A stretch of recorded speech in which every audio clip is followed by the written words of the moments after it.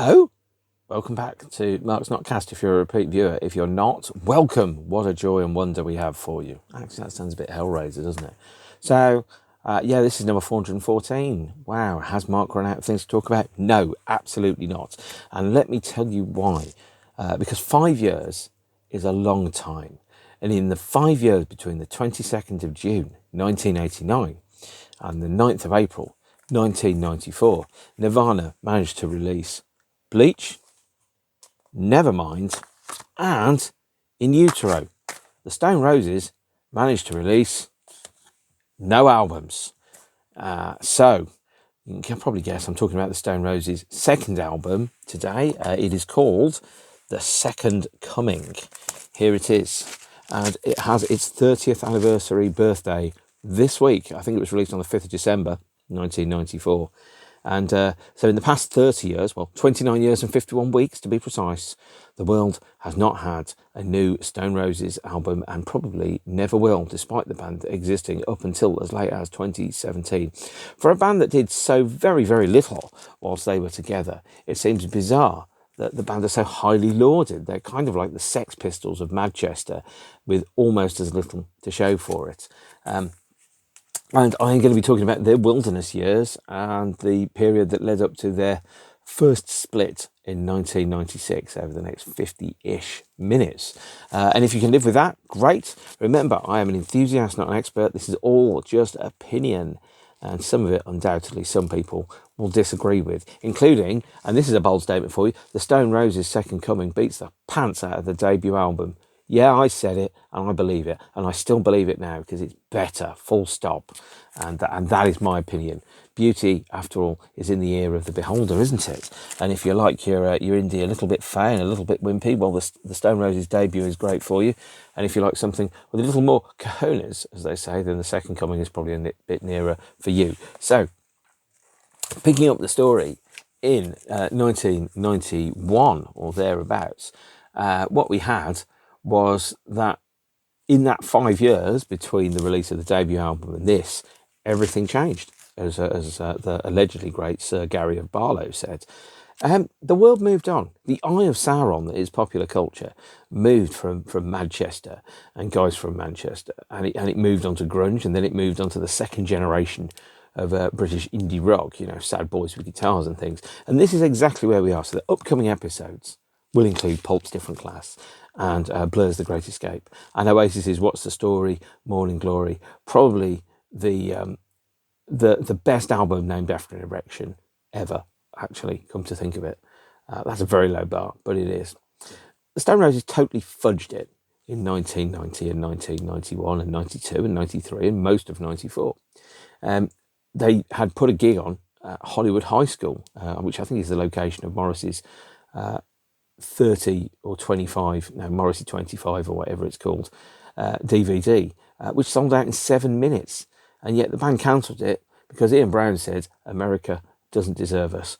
Well, Ian, you just sounded like an arrogant idiot then. You sound like an arrogant idiot now when saying things like that.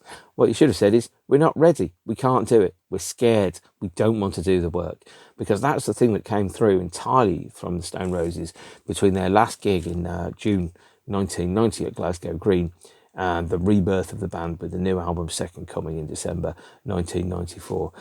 As Reni said, I'm sick of underachieving, but obviously the Stone Roses were massive underachievers in that period. They did absolutely nothing in terms of a public profile at all. Quite how you can work so hard to get to the point where you have the world in your palm of your hands and it's there for the taking, and then you just put it on the table because too much work, can't be asked, mate, don't worry about it, not interested. It's kind of like Heath Ledger's Joker in The Dark Knight saying he's like a dog chasing a car. He wouldn't know what to do if he actually got it. By the time the Stone Roses released The Second Coming, they'd spent the moment and the world had moved on and they'd stayed not quite the same, but they'd lost the momentum that they had. Hollywood High sold out in 7 minutes. They cancelled it. They had to extract themselves from a terrible deal with Zomba Records and were offered a $20 million deal with Geffen Records for 5 albums at $4 million an album, i.e. effectively £1 million each per album, which even if you do an album every 5 years, That still gives you £200,000 a year. What the hell are you guys thinking, sitting on your asses? You know, their lawyer at the time says effectively, album 2, The Second Coming, is the period where you dig yourself out of the hole and the debt that you created by having to fight Zomba Records. Album 3 and so on is where it happens, and you have one of the best deals in record history. So what did the band do? They don't make a third album, or a fourth, or a fifth, because frankly, this is the band that had it all and threw it all in the trash can. Obviously, at the time, I was baffled by the lack of productivity. How can you have so much ability and just sit on your hands and not do anything with it? Obviously, this is an issue I also have, or more correctly, with Axl Rose. If you worked in a regular job, and I say regular because Barry Norman described the word regular in that tone of voice in these review for Arnold's great album, film, Predator, in 1987. If you had a regular job and you produced nothing for 5 years, frankly, and let's not muck about here, your colleagues and the people that pay you would start to get really, really annoyed. They're like, what are you actually doing? Well, the Stone Roses weren't doing much. They haven't even had the luxury of a successful absence like the Velvet Underground, or as I found out last week when it was announced that My Bloody Valentine were playing at an arena in Dublin after 10 years off, that you can have a successful absence that makes you bigger. The Stone Roses absence just made them look stupider, really. And the main thing that they had is they obviously had the disagreement with Zomba Records. They agreed not to release anything, but they could record until the logjam was resolved. They had a $4 million per album advance from Geffen. Zomba paid them £40,000 in December 1990 as a Christmas bonus. Their manager gave each member £500 each. No wonder he got sacked in 1992.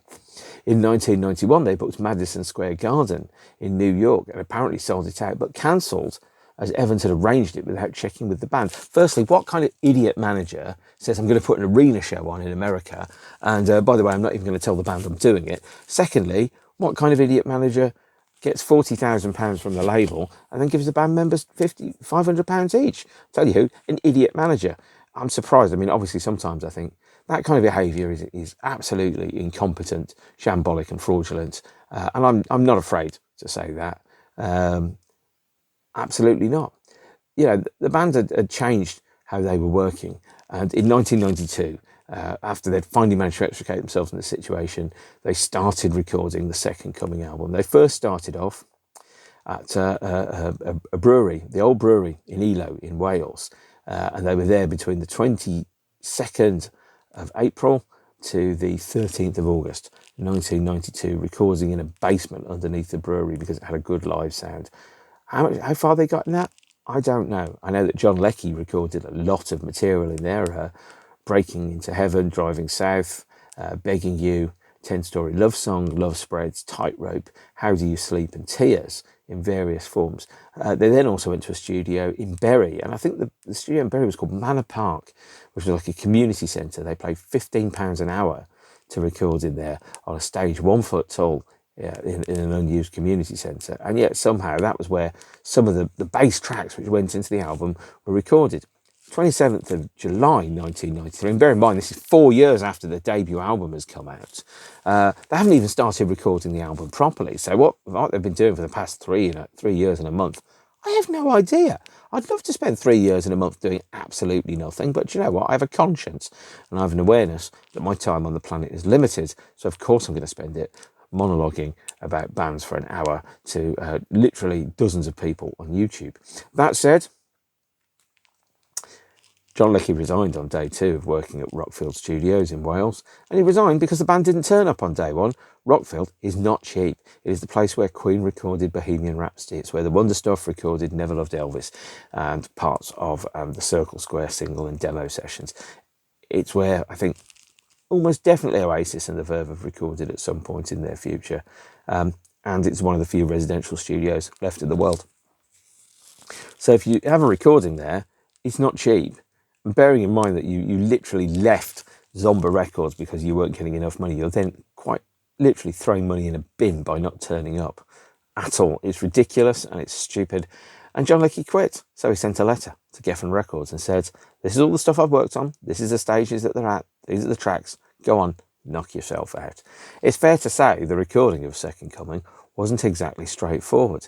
It wouldn't have been too difficult to set up a good live room, have the band play the songs a few times, pick your best takes, then do some overdubbing, throw some vocals on, maybe do a bit of Pro Tools to fix the odd bit where the bass isn't quite right.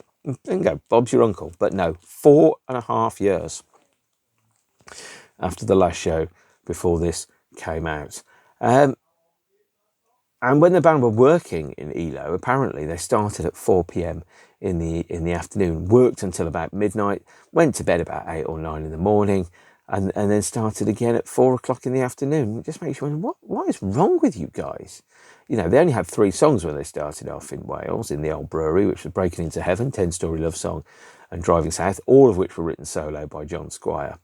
And I think what we'd had is a situation where the band had kind of started writing on their own. So each member of the group, well, actually, no, not each member of the group.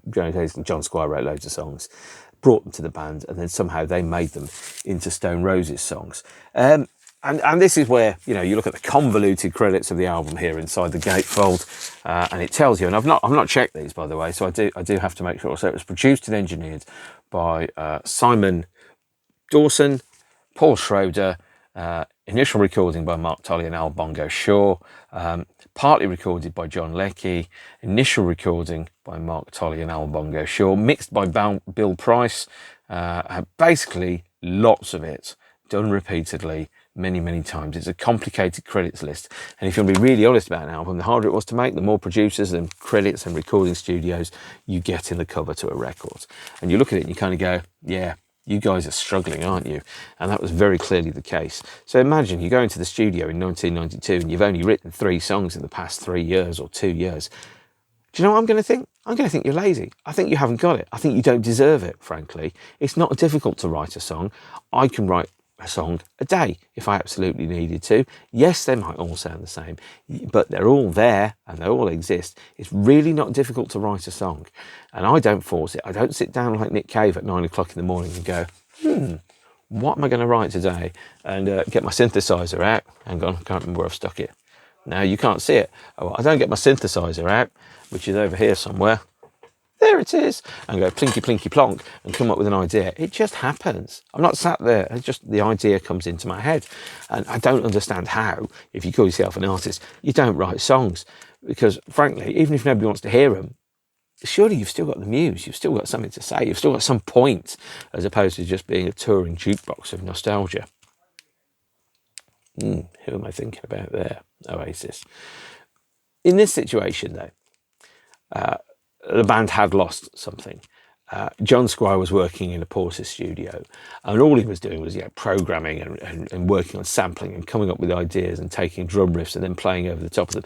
Now that works for some people. It works for the Edge from U2. You know, literally he just plays hours and hours of Larry playing drums and just has a guitar and goes, what is this going to do? What's going to happen to my head? What riffs are going to come out? And then they refine them and they turn them into U2 songs. Maybe the Stone Roses were trying to do the same thing, where one member of the band comes up with the riffs, brings the riffs and the ideas to the rest of the band, and somehow it becomes a Stone Roses song.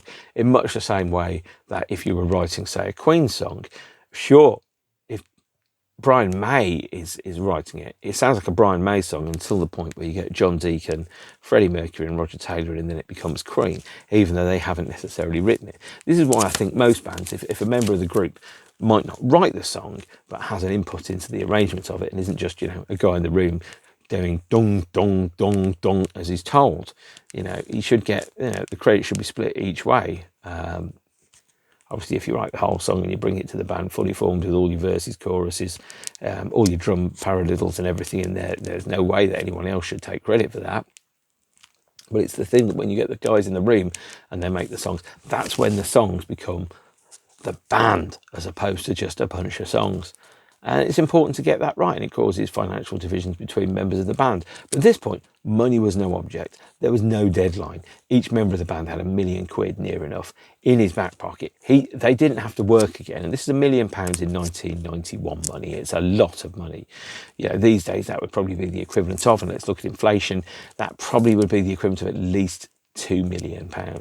It was $4 million per album. but that's still £2.3 million pounds. That's still £500,000.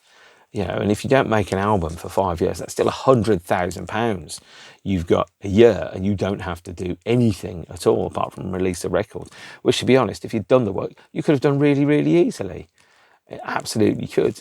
And as I think John Squire said, we should have written a bit, we should have recorded a bit, we should have toured a bit.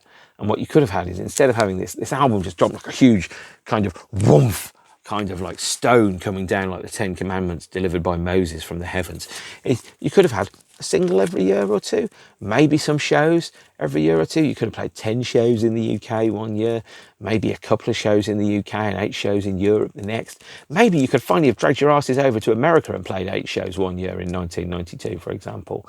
And that would have kept things fresh, and it would have stopped you from looking very much like lazy asses, which you completely and utterly are.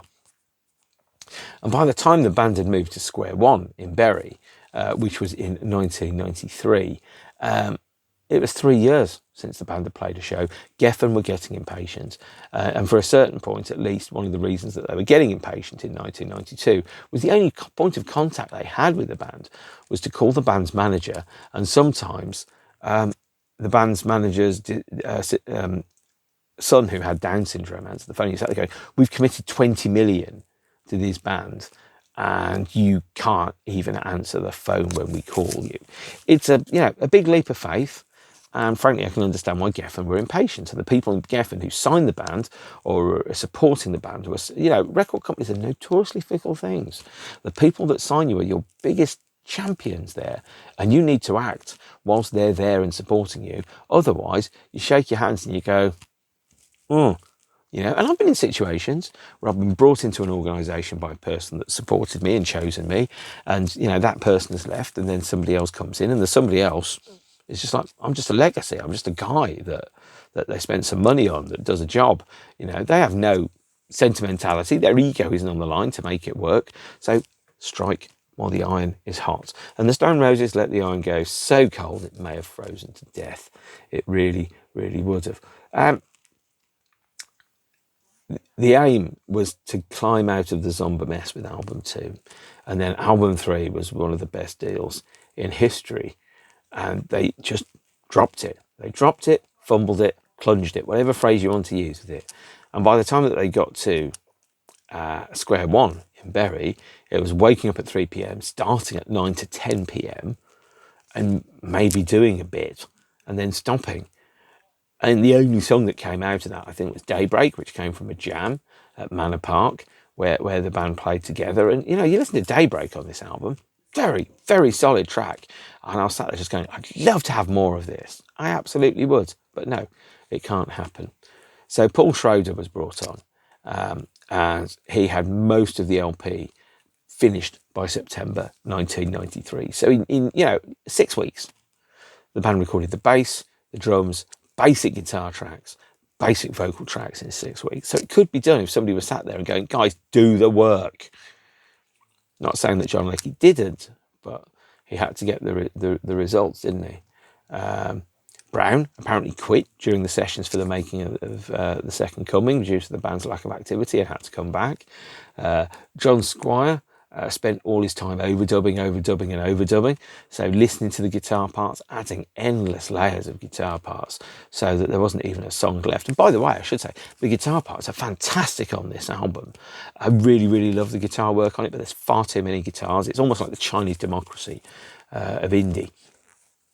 And the band was still tinkering with material, even right up to the last minute. So, for example, Brown disliked Good Times. He only sang it once. The band recorded many different instrumental versions of it, but he only sang it once. How Do You Sleep he didn't like. Tears he didn't like. Which is, you kind of sit there and go, well, why play Good Times and why play Tears then if you don't like them live? Love Spreads was re-recorded completely in 1994 but abandoned, and they went back to an earlier version of the album. And Your Star Will Shine was added as well. Yet in all that time, the world had moved on. The Eye of Sauron had moved over. In 1995 or thereabouts, Oasis obviously was ruling the world. the band had planned a comeback in 1995, but it should never have been a comeback because they should never have gone away. And Oasis were everything the Stone Roses weren't. Firstly, Oasis played live. Secondly, Oasis released records. Thirdly, they went on television. They gave good interviews. And the Stone Roses were distant. They were sarcastic. They were lazy. They were disagreeable. You know, the atmosphere in the band when the album was launched was publicly quite argumentative. You know, Reni said he's sick of underachieving. The band constantly cancelled dates. They were due to play some UK dates in March 1995. Those didn't happen. They were cancelled because the band weren't ready. They were due to play a short series of warm-up shows, £10 a ticket, pay in cash, appear in person at places like Newport TJ's, for example. And announced on the day, those were cancelled because the dates were leaked. And it just seemed bizarre when the album finally came out that it just fell and landed, like, just went poof, really. And yeah, there was a lot of anticipation for the release of The Second Coming. So when the first single was announced and came out, there was people were like, this is going to be amazing. This is going to be better than Electricity and Water. And that single is Love Spreads, which is the symbol that's on the T-shirt here. I bought this T-shirt outside the Wolverhampton Civic Hall in 1995 for it was £5 after seeing the Stone Roses on the Second Coming tour. And the first single then is Love Spreads. Love Spreads is, I think it's a great song, actually, really good. Probably a little bit too long to be an amazing hit single, but really, really good. And I should point out, by the way, this cherub here on the front is actually carved into the bridge that goes over the river in Newport in Wales, which is near where Rockfield Studios is. I've seen it. Can't get anywhere near it because it's on a bridge. But I've seen it and went, okay, that's the gargoyle. But Love Spreads is, in my opinion, a great song. It's very, very different from any Stone Roses that you've heard before. And by that, it sounds like, yes, the band have been taking Led Zeppelin lessons. In fact, you can argue that Second Coming is the best album Led Zeppelin never made, although I would argue that actually that might be the album by Claytown Troop, or it could be the album by Page and Plant, Walking into Clarksdale, recorded by the magnificent Steve Albini. Oh, can you imagine Steve Albini would have eaten the Stone Roses alive? I'd love to have heard that. A Steve Albini recorded album of the Stone Roses. Well, would be nice to dream, wouldn't it? Nonetheless, we had it. It was here. And what is it like? Well, it's 6 minutes, or 5 minutes, 46 seconds, if you must know, of fantastic, swampy blues indie rock. Love it. It's great. And when you listen to the guitar work, and this is a thing that runs all through the album, like a stick of rock, there's too many guitars on it. That in itself, it feels like more of a criticism than it is. It isn't a criticism. There's too many guitars because what has happened is that the core of the song, the bass, the drums, the basic riffs have stayed exactly the same. That has been listened to endlessly with the idea that at some point you'll get all the guitar, you'll get all the permutations of all the possible interpretations of what could be, and then the best bits, the absolute best bits have been picked out, and that's what you have on Love Spreads. And that's one of the reasons why this album and Second Coming has an enormous amount of longevity, unless of course you're an indie snob that wants the airy fairy stuff again, that's got no cojones, and you listen to it and go, yes, because every single version or every single iteration, every single texture has been chosen to be precisely and exactly the right blend for maximum longevity, which is why I still love the Second Coming now, 30 years later. And I don't listen to Definitely Maybe quite so much. However, it wasn't all that in a bag of chips. It didn't do amazingly. And of course, after 5 years from releasing an album, you look on the B-sides and you've got Your Star Will Shine, LP version. What's been stopping you writing songs, guys? You've got Breakout, which is previously unreleased, and Groove Harder, which is previously unreleased. Now, I've got the 12-inch because the CD single only has 3 tracks, and everything was pivoting towards a CD single, which means, yes, there is a Stone Roses track called Groove Harder, which is only available on vinyl and has been deleted for over 30 years. Nonetheless, Breakout, third track on here, and on here as well, is a rambling instrumental groove, an early version of Breaking Into Heaven with no vocals and barely any guitar, where you can hear Reni and Manny effectively working out that fabulous groove that comes into the song itself endlessly. Groove Harder is perhaps something a little different. It's only on this release, and actually I really like Groove Harder, but it is an experimental alternate mix of Begging You that takes a section of the track, loops it, plays it backwards, added sections to it, and then has another set of massive overdubs from Squire on. It's good. In fact, it's really good. It's better than lots of bands' entire careers. But it's not great. It's not immense. You don't need it. Absolutely you don't. But what you do need is LP number 2, The Second Coming. Here it is, presented here in a 2013, I think, reissue, which is almost exactly the same, in a gatefold sleeve, over a double LP, and also, of course, on good old-fashioned disc compact, which is here. And I'm not going to fib. Yeah, really love this album. It's better than the debut. I saw them on this tour. Phenomenally good. It's a great second album, but you get a sense of just so close, and yet the band itself just couldn't do it. Taking something that was in vogue in the time, in like 1994, you had photographs of band members as children: Ian Brown, Manny, John Squire, and Reni there with his sisters, and very, very basic very basic credits. And on the back, just to make it work, there's a photograph of the back of the work of art that was created by John Squire. Now, this album is nearly perfect. There's 2 things I'd change about it.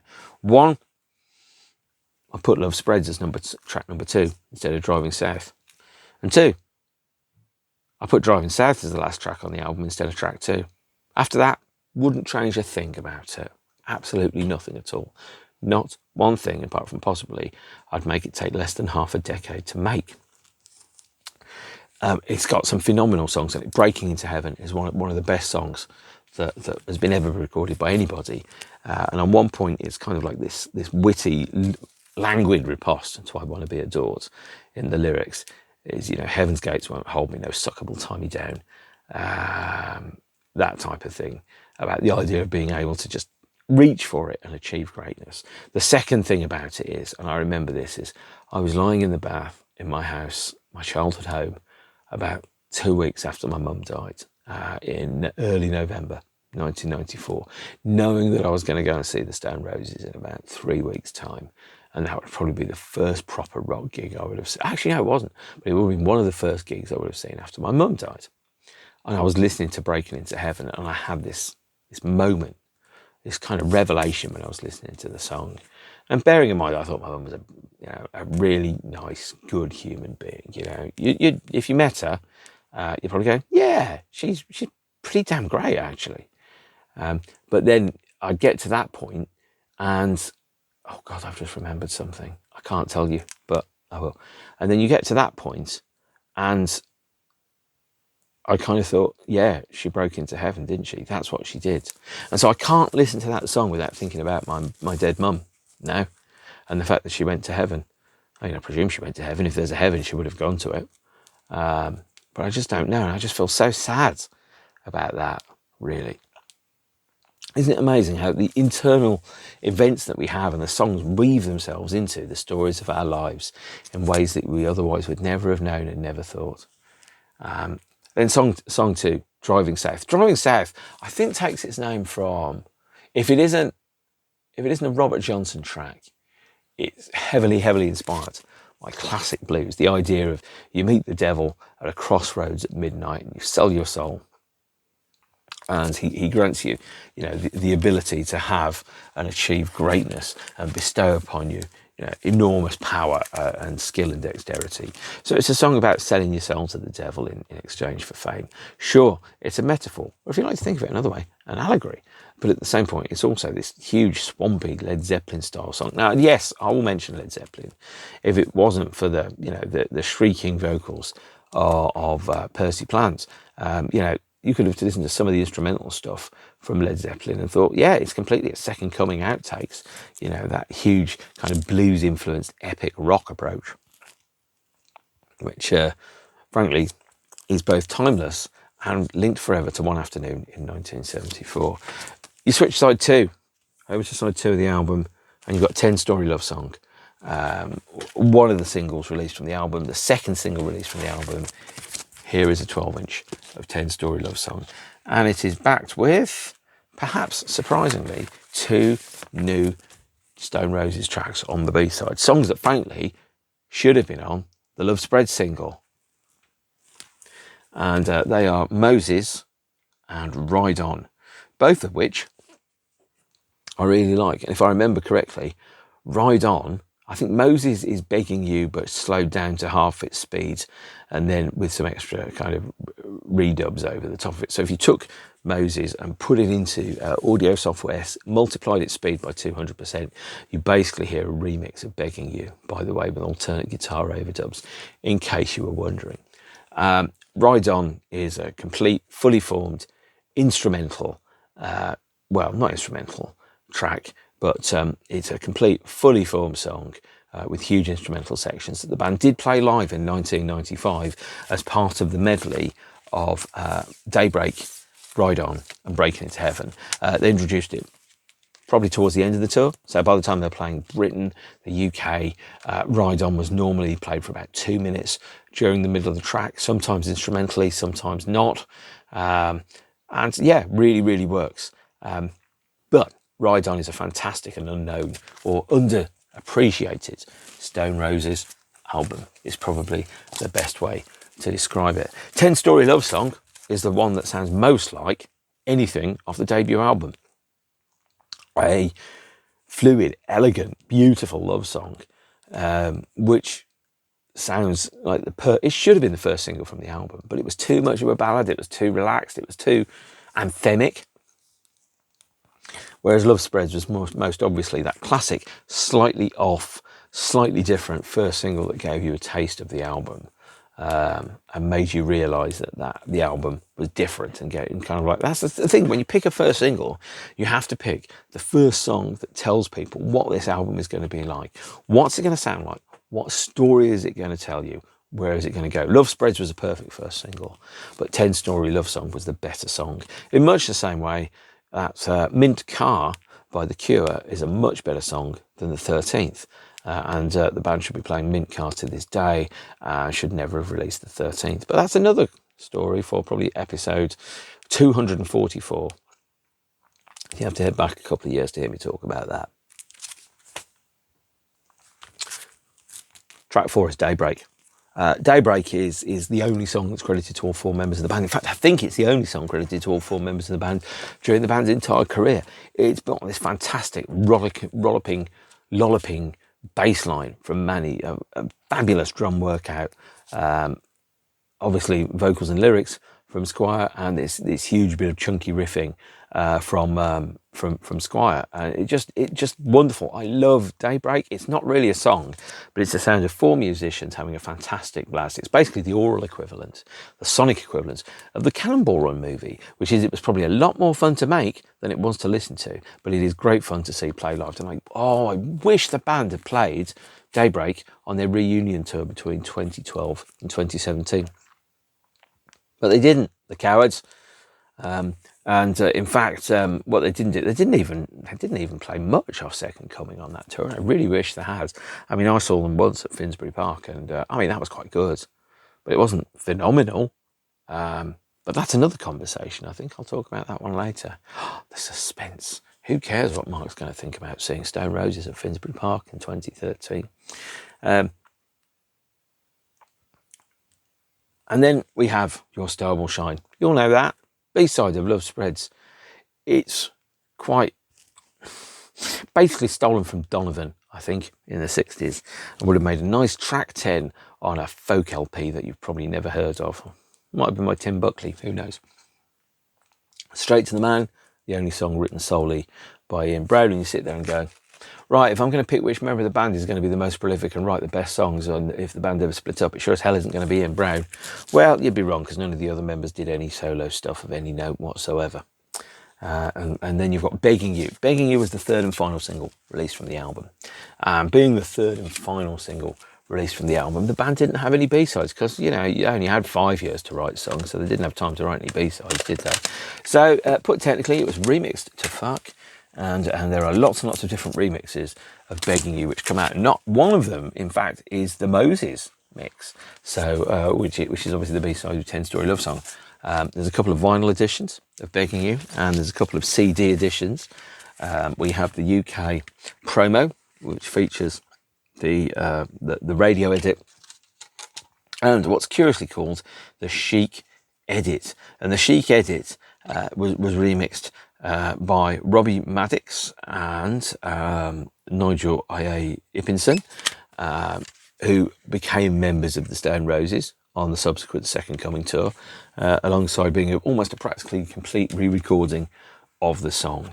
This is the tour edition, the Australian tour edition of Begging You. What's different about it? Well, here's a photograph of the 4 members of the band from the Second Coming tour. That's not Reni. Who's that? That's Robbie Maddix. He was the band's drummer at that point. And this single features a track called the Lakota Mix, which is a long instrumental version of Begging You, the Stone Corporation vocal, the Chic Mix, and the Young American Primitive remix, as well as a radio edit. These remixes of Begging You are quite good, but they're not, fantastic or amazing. So let's go into the promos now. There's a promo 12-inch of Begging You.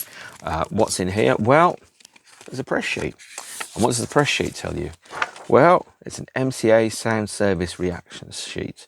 So what this means is, play in a club, you fill in the form, you send it back to them, and then they send you more promos as a result. Because if you don't do the promos, they're not going to send them to you. The 12-inch single of it contains, I think, 4 tracks. And let's. Oh, don't want to be spilling any orange juice onto any bits of equipment. Let's have a look what's in here. So we've got 4 tracks on your 12-inch. You've got your album mix.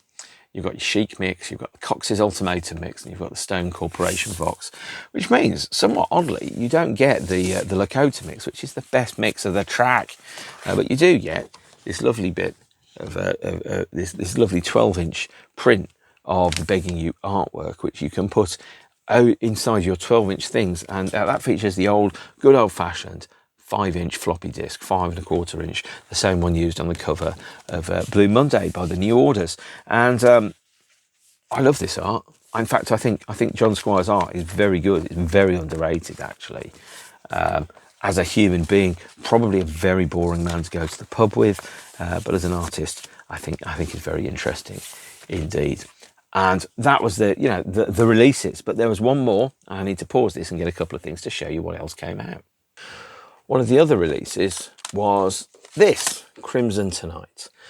This was only released in Japan and I think Australia. This is the Australian edition, which I bought because it was cheaper than buying the Japanese version. This features the Stone Roses live at the Fail Festival in Ireland on, I think, 4th of August 1994. The only officially released and sanctioned Stone Roses live material, apart from some of the live footage that's in the Made of Stone documentary. This is fantastic. I don't understand why the whole show didn't come out, especially considering what happened to the band in 1996. But this is just, a wonderful, interesting live release, which is tantalisingly brief and really should get a record store day release. What happened, though, before the tour happened? Reni left the band.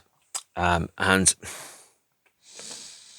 arguments had been manifesting in the band for a long period of time. There'd been a fracturing of the band lineup, as often is the way. Now with, I think, what's his name?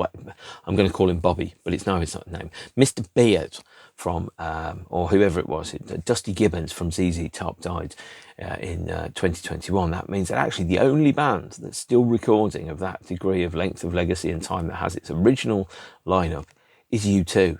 The Stone Roses, who obviously started off with the idea of being these 4 classic guys that would stay together as a gang, just didn't work. It didn't happen. They fell to bits. Somebody left the group, and then all of a sudden, the Stone Roses were not the same band anymore. The Stone Roses were certainly 4 people, but they weren't the same 4 people. The Stone Roses looked like that. And that in itself is not a bad lineup to have at all for a band. But that's not the Stone Roses that everyone was used to. Who's this dude here? And who's Nigel Yipinson? Well, this is where I'm going to get slightly bitchy. The band had fractured, and the band had fractured because they'd lost momentum. And they'd lost momentum because they'd spent all their time working to get to a certain point, and then they fucked it. They squandered it. They looked at it and went, well, we've got enough money, that's our end point. They had the world on a plate, and they decided they weren't hungry anymore. And what is the point of going to all that effort just to throw it away in an act of stubborn defiance? I don't get it. Why bother? Why not just not bother and let somebody that really wants it and really appreciate go for it? Because there I was as a 21-year-old, working away for less than £10,000 a year doing a full-time job, which, by the way, worked out to a ridiculously low hourly rate, knowing that the band members, one of them, that they were getting like $1 million for every album that they released, that they were getting 25 times what I was for certainly 25 times less work.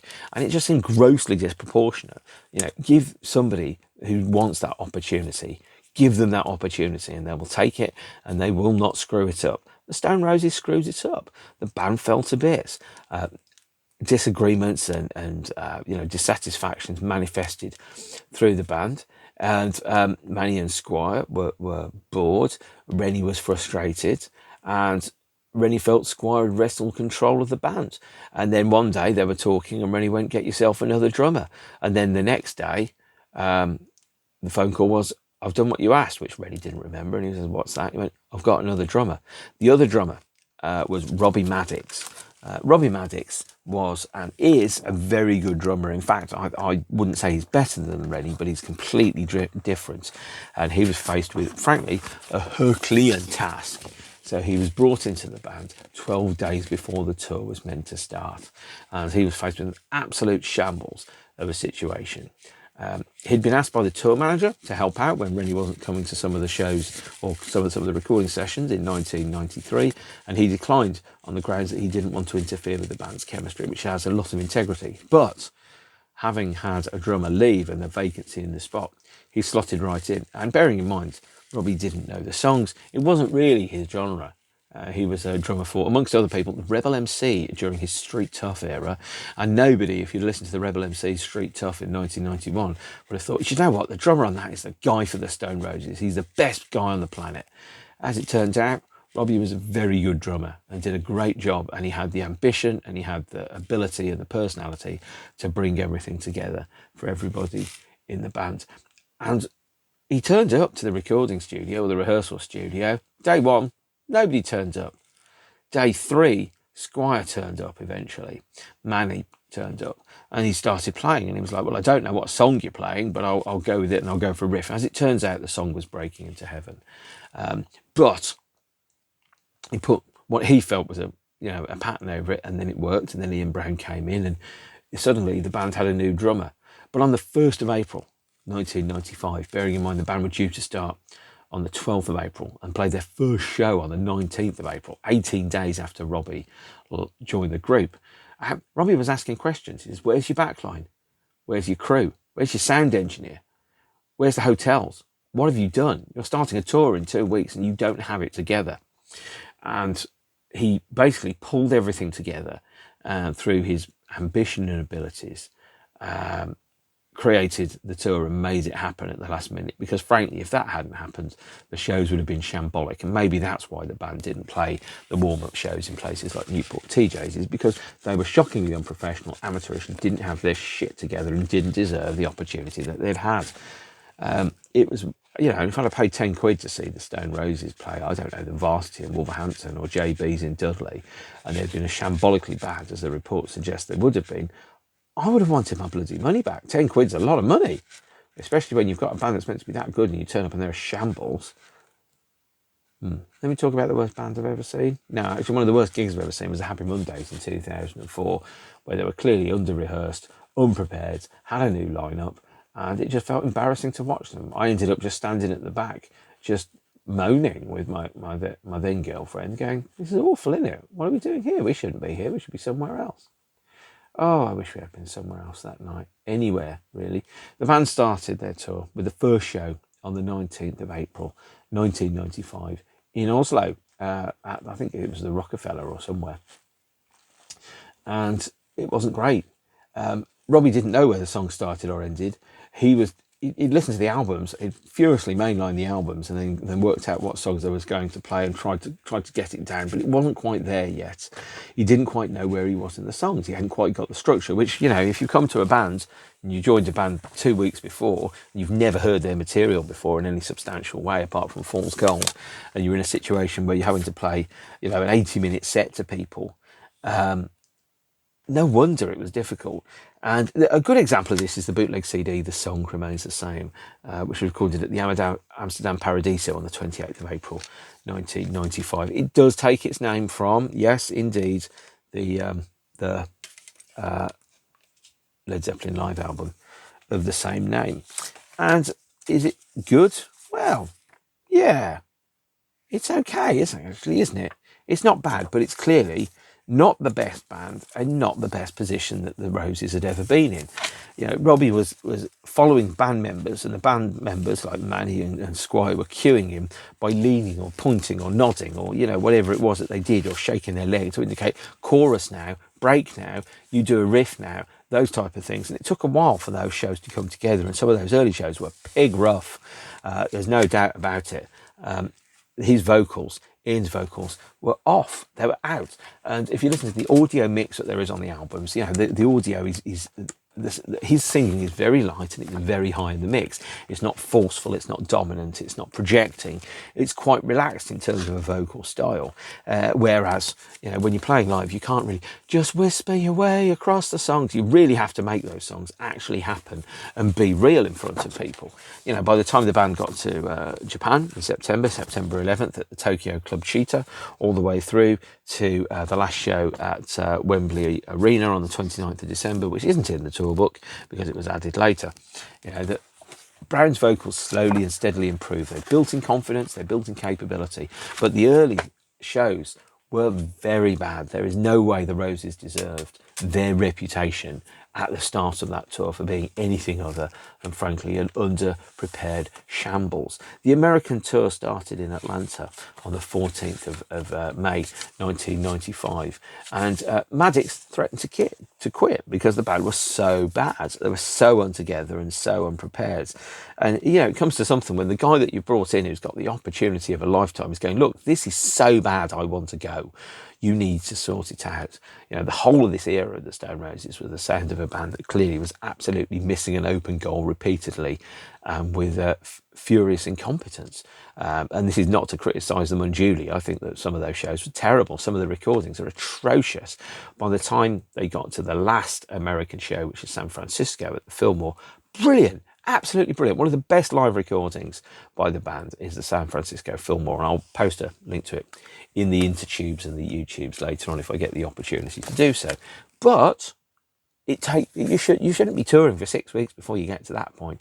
You should have that shit down cold, like Bruce Springsteen says, and you should know the hymns of the people when you start off. Brown's vocals were off, and some of the US gigs were awful. Brown was frustrated by his vocals. A vocal coach was brought on to advise things. Oh, you should have honey and lemon. You should do a warm-up before you go on stage, those type of things. But the deception didn't last long, and it started to break the trust within the band.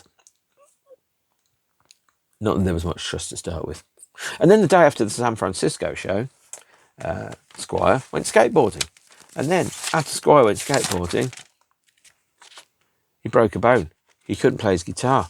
The band had to pull out of Glastonbury at very short notice because it was very clear that the band couldn't play. This is, by the way, is taken from the advert. The photocopy is taken from a newspaper advert in the NME when the tour was announced in September 1995. And it had a photograph of Squire's fracture and injury there, which meant that he couldn't play guitar. But the band pulled out of Glastonbury. Imagine your biggest UK show ever, headlining Glastonbury on the back of your comeback album, with everything riding on it, and then you go and skateboard, break a bloody bone, and you cancel the show. Jesus. It's fucking shambles, isn't it? It's a shit show in the fuck factory, to use a phrase. And another band came in. The band's name is Pulp. They're much better than the Stone Roses, and I'm going to get to Pulp and Glastonbury in an upcoming episode about them. But whilst Squire couldn't play, the band rehearsed, and they rehearsed, and they rehearsed, and they rehearsed. And so they had a core kind of three-piece. Brown, Manny and Maddix were playing together to try and get the band up to a certain degree and up to a certain speed and a certain pace. But obviously without a guitar player, you can't rehearse the way that perhaps you're used to. Now this is where you'll hear a phrase, perhaps one that you're not normally expecting to hear off somebody like me, which makes me sound much grumpier than I actually am. But I am going to have to mention that the band did bring on a member who played keyboards whilst the band were rehearsing without John Squire, in order to make sure that the band were able to achieve the ambitions. Now I can't find where I've put the band now. Yes, here it is. So if I mention to you the name Nigel Ippinson, you might go, who's that dude? Well, Nigel Ippinson is the fella that played keyboards in, amongst other things, Orchestral Manoeuvres in the Fucking Dark. Now, if you're going to sit there and go, who's the keyboard player who can join the Stone Roses and knock it out the fucking park? You are not going to go, it's the guy from Orchestral Manoeuvres in the Dark. You're just not going to do it. You're not going to sit there and go, he's the fella that plays keyboards in the Stone Roses. He's going to be the magnificent dude. And there is, of course, video footage of Nigel with a keytar on stage in Johannesburg or somewhere. And you sit there and go, that's not the guy that's going to be in the Stone Roses. The Stone Roses had become just like almost like a YTS scheme for musicians, where someone would join the group, and then all of a sudden it's like all you had to do was just to be in this nearest postcode, and somehow you were promoted into the band. That said, when John Squire came back into the group after having conveniently breaking something, the band with the keyboard on, they sounded brilliant, actually, really, really good. His keyboard playing was sympathetic, it was suitable, it was right. And that was, evidence of that is on the Crimson Tonight EP. And it's on it was also in this tour. And this is the tour book, which again, I bought at the Wolverhampton Civic Hall. At that point, the band was still officially a four-piece there. And Nigel was just an extra live keyboard player. But that's not really the point. The point is, the Stone Roses no longer look like the Stone Roses. It looked like three guys from the Stone Roses, plus the drummer from the Rebel MC and the keyboard player that had been parachuted in from the now redundant Orchestral Manoeuvres in the Dark. And you kind of sat there going, what is this? Is this a band or whatever? And in fact, if I had to say, by some of the early shows, it appeared the people that were keenest on the band were in fact the people that had only just joined them because they realised what they had in their hands, whereas the other guys seemed a little bit arrogant, a little bit uninterested, and a little bit non-committal about what they were actually meant to be doing. And it's just a shame. It really, really is that, they had this and they fucked it, to be honest. They played shows, continued playing shows, and the shows got better and better and better. They went into the studio, and the last studio recording by the band before they split, because they did split, is the track Love Spreads, a re-recording of Love Spreads on this album, Help by Wall Child, all recorded on one day, which I think was September the 19th, 1995, but I could have been wrong. Maybe that's when it was released, recorded. I am wrong. It was probably earlier than that. And recorded in one day and pressed to CD and released on the Friday. So none of the songs on this existed before the Sunday, which was 5 days before the CD came out, which is why the album doesn't have a track listing on the back.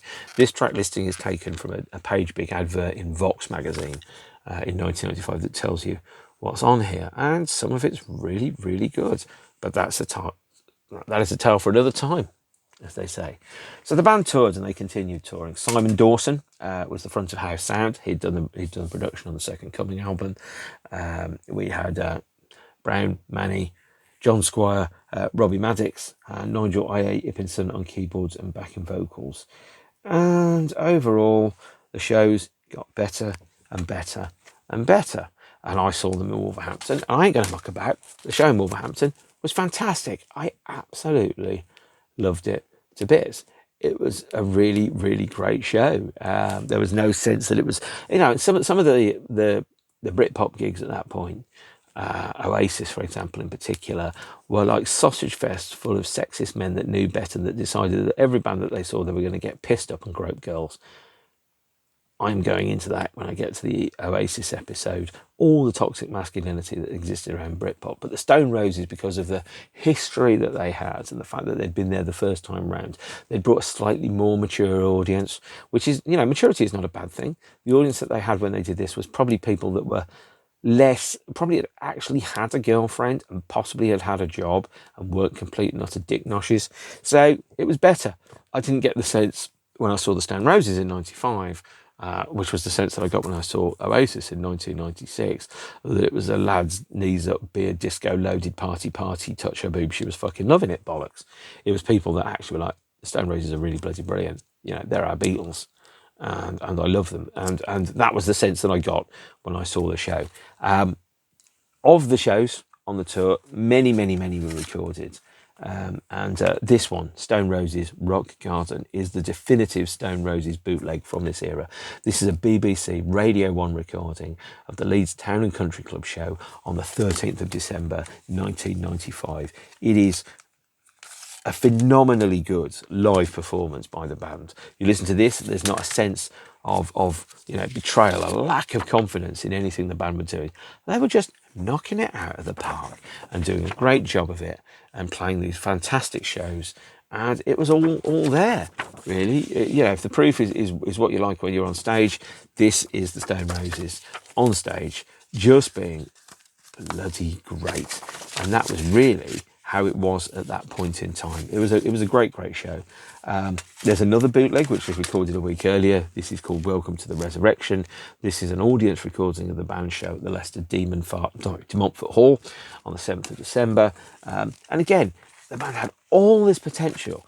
They'd gelled, they'd formed, they'd created this fantastic kind of sense of just, practically speaking, near greatness in terms of how they were performing. They were so close to being so good, and yet somehow they just were not quite there, because even though they played these all-nighters at Brixton, they played Wembley Arena in 1995, 29th December 1995.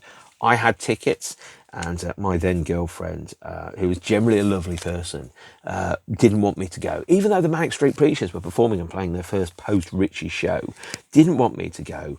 And I, in my infinite wisdom, i.e. not very, decided I was going to respect her opinion and not go. And God, I regretted that. I really wish I'd gone. It was just one night. Okay, these days I go, no, I'm going. I'm sorry, this is a once in a lifetime opportunity. I am going. But then I was trying to be thoughtful. I was trying to be considerate, and I ended up kind of, doing something which, in retrospect, I now think I probably should have been more selfish. And it's not often you'll hear me say I should have been more selfish about anything. And that was the end of the Second Coming tour. It was never the same. Although the band had made 1.2 million on the tour, the debts that they'd accrued, extracting themselves from the abusive Zombie deal and elsewhere, had barely put them even. Ian Brown came out of the tour with £9,000, despite having played all those shows and the band grossing 1.2 million. And it was just a sad state of affairs to be in a position like that.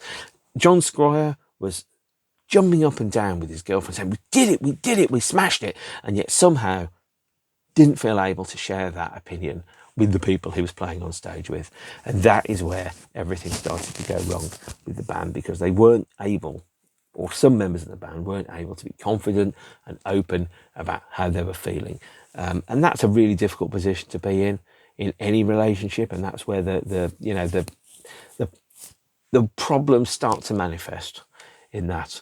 And with that, the Second Coming tour was over, and things were never going to be the same again, because on the 21st of March, 1996, there was a meeting in London, and John Squire left the Stone Roses, which is my next Stone Roses episode whenever I can be bothered to get round to that. This, however, is the 30th birthday week of the Stone Roses' Second Coming album. I think it's a great record. I think it's better than the debut. Hopefully you agree with me. If you don't, you think it's maybe just as good, or maybe slightly good, or maybe absolute rubbish. I'm glad that it exists. I always think it's important that bands make material and show and do things that do exist, because then you've got the option not to listen to it. And if they never release it, you never have the option to listen to it. And that is in itself quite a shame. So with that in mind, I am going to wrap up here. Take care of yourselves and each other, and hopefully see you all soon. As some of you will know, I am on tour over the next couple of weeks, so there'll be less updates coming from me. But that's not to say that I don't love you, I don't miss you. I just don't have a clue who some of you guys are. But I did notice at least one of you said the content was missed. And I just want to be clear, I don't make content. I just ramble in front of a camera. That's what I do. And that's why I'm here doing this now. I'm just a dude talking to his phone about old records, because I'm old, and that's really how it works. So thank you very much, and I will see you soon. Ciao.